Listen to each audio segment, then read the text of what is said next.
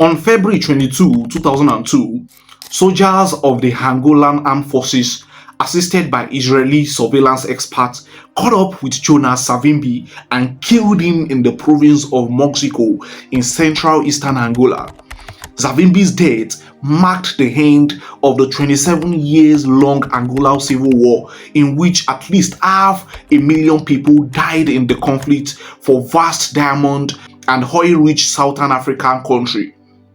Jonas Savimbi, who has been described as one of the most charismatic rebels on the continent, had spent more than 35 years in the bush battling first for Angolan's independence and then later for personal power. Some senior officials in the US President Ronald Reagan's administration touted him as being one of the most talented, charismatic of leaders in modern African history. However, some people saw him as a stooge of capitalism and a plaything of the racist appetite government as well as the United States of America. And in this video, we are going to look at the life story of Jonas Savimbi, the Angolan rebel leader of the UNITA. Jonas Savimbi was born in Monango, Angola on the 3rd of August 1934 to Eli Mobundu Savimbi and Luther Savimbi. He was a member of the Ovimbundu tribe, an ethnic group that comprised of 1/3 of the nation's population. Savimbi's father, Luther, was a railway station master and part-time Protestant church worker. The local Catholic missions in the Portuguese-occupied Angola were often in conflict with Luther Savimbi because of the effectiveness of his evangelism. It is said that Luther Savimbi was so effective to such an extent that the Catholic Church repeatedly asked railroad officials to send Luther to new posts. As the family moved, young Jonas picked up his father's compelling skills as an orator and detailed knowledge about the railroad. This knowledge of the railroad would later serve Jonas Savimbi when, as a guerrilla leader, he organized attack that was one of the Southern Africa's vital commercial link, transporting copper and other ore to Zaire, to Zambia and Zimbabwe. By cutting the railroad, UNITA effectively paralyzed Angola's economy. But more on that later. Young Jonas Savimbi attended Protestant missionary school, where he thrived academically. He showed great determination and intelligence in getting a secondary schooling that was extremely rare for black children at that time.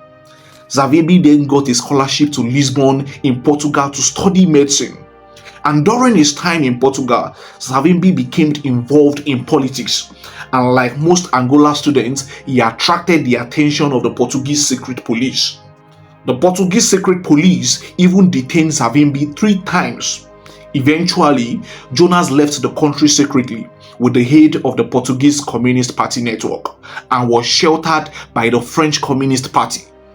Jonas Savimbi fell back on the missionary for his scholarship that enabled him to resume his study. Fell back on the missionaries for his scholarship that enabled him to resume his studies in Switzerland. However, he made the decision to leave the study of medicine, partly because he considered the freeing of Angolans from Portugal as their country's most important priority. So Jonas Savimbi transferred to the University of Lausanne to study political science and law and graduated with honors in July 1965. In the early 1960s, Savimbi flirted with various Angola independent movements and at one point joined the youth wing of the Marxist Party, the Movement for the Popular Liberation of Angola, the MPLA. However, following encouragement from Kenyan nationalists such as Tom Mboya and Jomo Kenyatta, Savimbi joined the Union of Angola People, the UPA, in 1961, where he was made Secretary General. The following year, UPA and the Angolan Democratic Party formed the National Front for the Liberation of Angola, which is commonly known as the FNLA. Savimbi then became foreign minister for the new organization government of the Republic of Angola in exile before resigning in 1964 over disagreement with the founder holding Roberto leadership style. Savimbi also accused them of tribalism and also that they were CIA agents. By 1965, Savimbi had decided to form his own movement and seek support for it. That support came from the People's Republic of China. He and a few other comrades of his went to China's Nanking Military Academy, where they obtained military training, especially in guerrilla tactics. During his stay in China, Savimbi met Ma Zedong and other military and political leaders of the Chinese Revolution. Many years later, when Savimbi sought help from the Western nation, he downplayed his stay in China as well as his relations with the country. He was even quoted saying, "From Mao and the communists, I learned how to fight and win a guerrilla war. But I also learned how not to run an economy or a nation. The wealth of a nation is created by the initiative of individuals." 1996 would then see Savimbi finally form his political unit, the UNITA. So UNITA was formed on the 13th of March 1966 inside Angola at the village of Mongai in Moxico province, and this was following a period of intense political mobilization from Jonas Savimbi. The organization then began armed action against the Portuguese on the ground on the 25th of December 1966. UNITA became the third major political movement in Angola independence campaign, beside rivals the FNLA and the EPLA. Savimbi was a charismatic leader. He spoke 7 languages and mobilized many people with his oratory power. He claimed UNITA would be multi-ethnic and committed to Angolan unity and tradition-based consensus decision-making as opposed to the MPLA centralized top-down leadership style. He and his forces, with bases of operation in the east and south of the country, began raiding important sites like the Venezuelan Railroad, which was a strategic line for the Portuguese. However, apparently unknown to others in the top UNITA leadership, Savimbi's ambition and calculation for the future had brought him into secret contracts with the Portuguese military by the early 1970s. So in this regard, UNITA became more involved in fighting their rivals, the MPLA, than in a serious challenge to the Portuguese soldiers.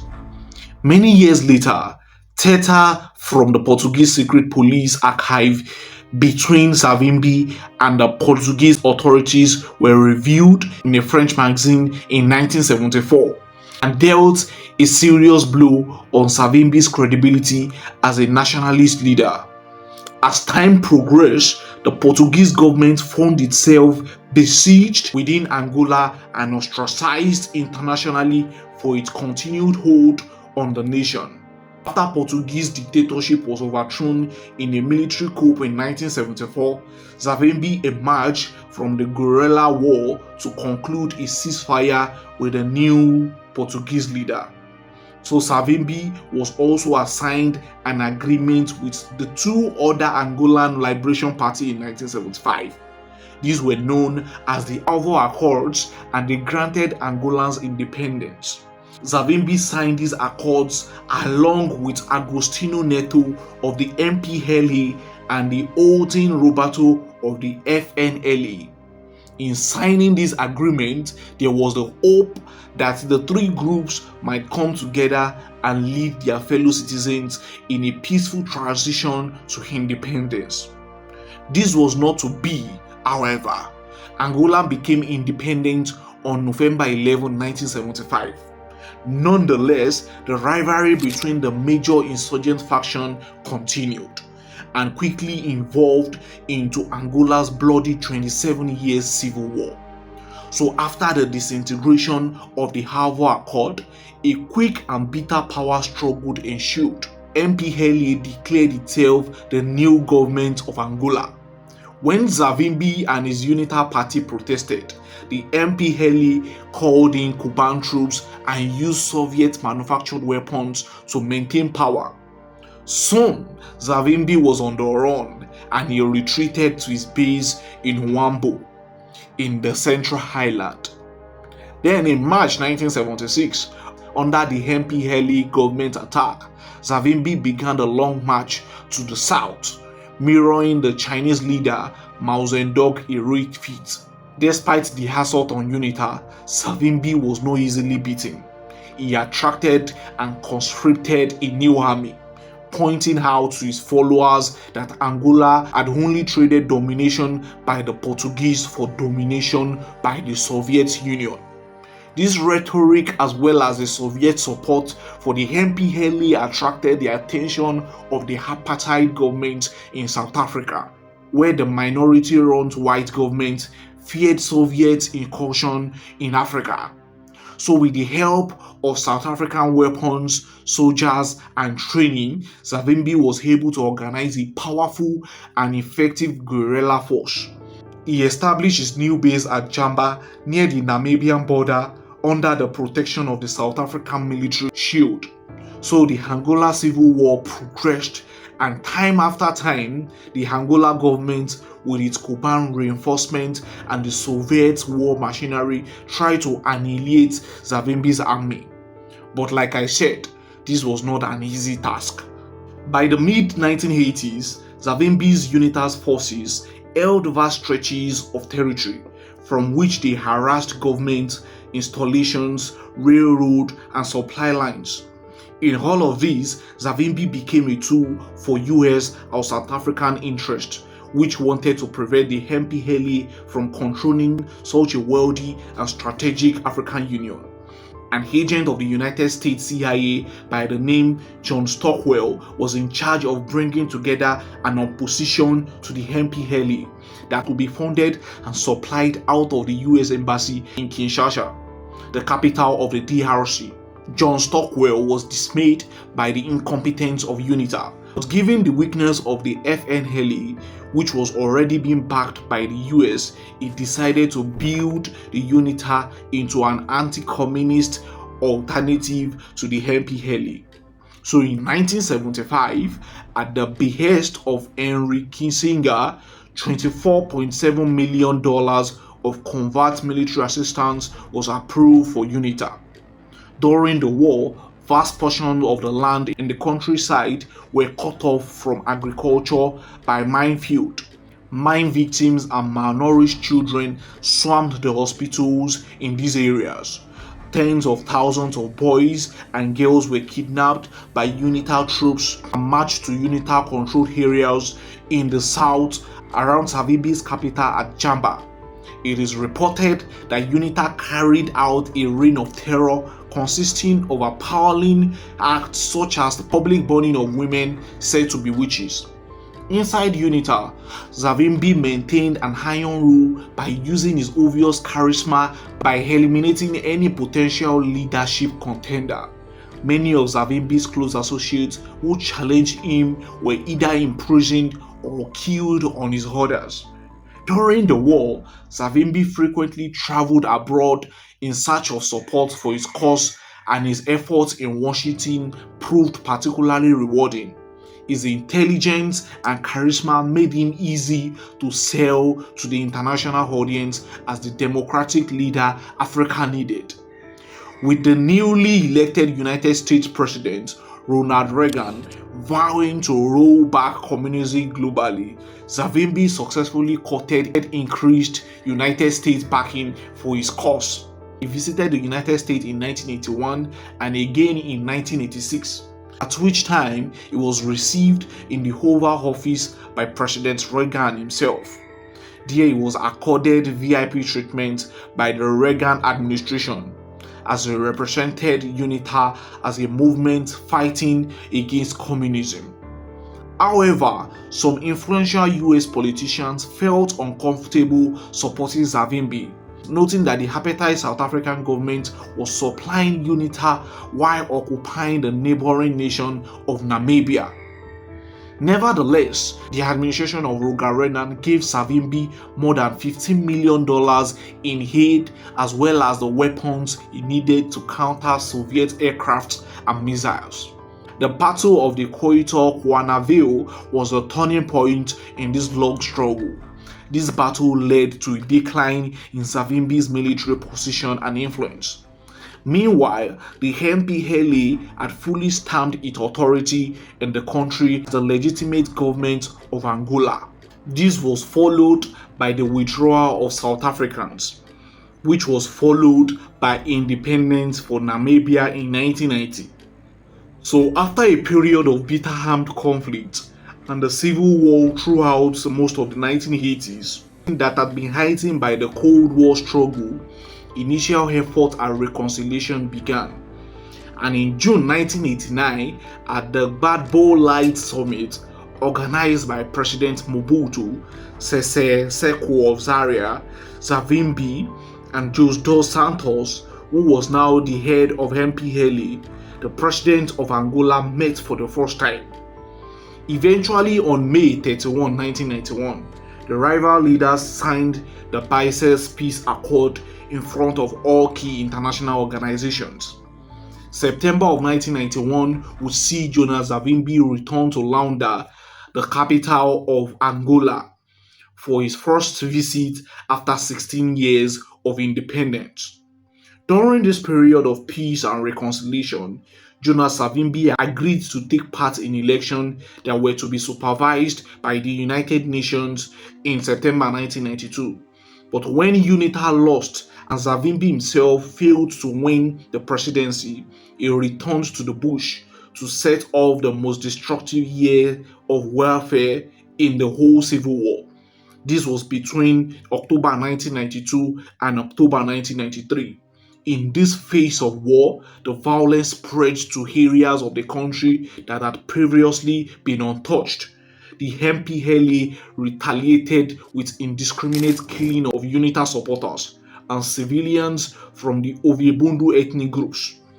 The MPLA supporters living in the UNITA-controlled regions The MPLA supporters living in the UNITA-controlled region in the Central Island fled to the coastal regions, fearing retribution.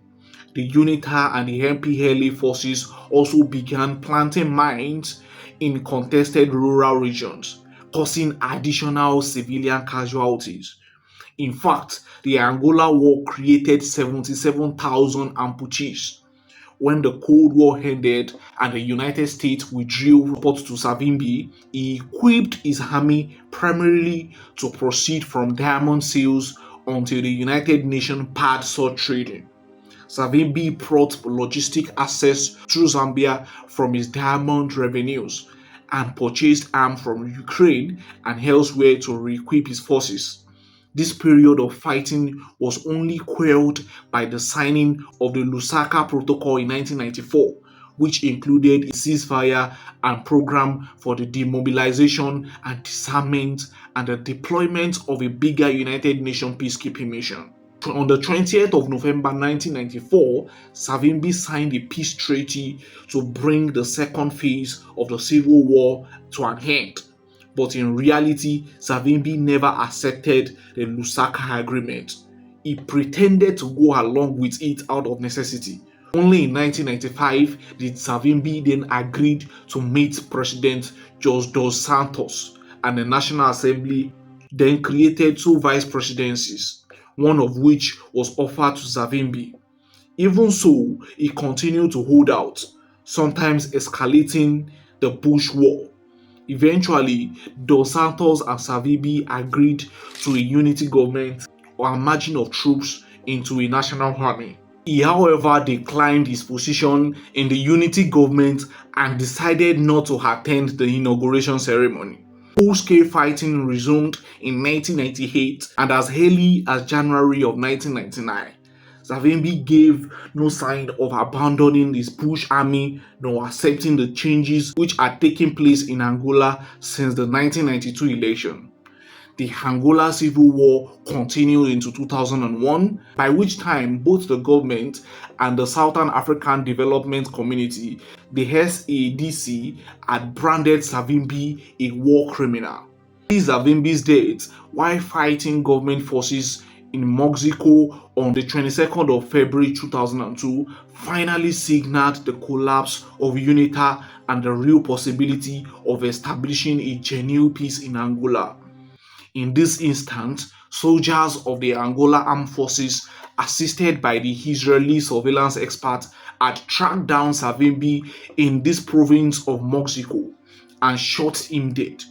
He was hurriedly buried in a cemetery in the central town of Luena. 17 years later, in 2019, his remains were exhumed in January of that year. This was with the intention of giving him a dignified funeral and burial, as well as an attempt to heal the country of Angola. Jonas Savimbi was reburied in May of 2019. And if you love this video, do well to subscribe, do well to like this video, do well to drop a comment. What do you think about the life of Savimbi, the rebel Angola leader? Let me know in the comment section. See you in the next.